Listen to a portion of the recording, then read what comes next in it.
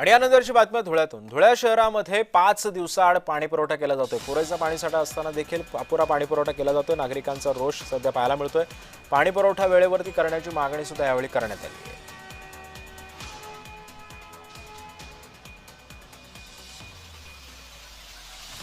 हमारी धुळे शहर की जनता को 2-3 दिन के आड़े पानी मिलने वाला है, किसी को पानी की तकलीफ नहीं होगी। लेकिन जनता ने भी उतनी सहकार्य करना चाहिए कि जो पानी है अपना पानी हो गया तो टोटियां बराबर लगाना चाहिए, वेस्ट पानी नहीं बहाना चाहिए, क्योंकि आगे पानी की तकलीफ होने वाली है, बारिश कम होने वाली है। इस तरह सभी धुळे शहर की जनता को हाथ जोड़ के रिक्वेस्ट है कि पानी का कम से कम वापर करें।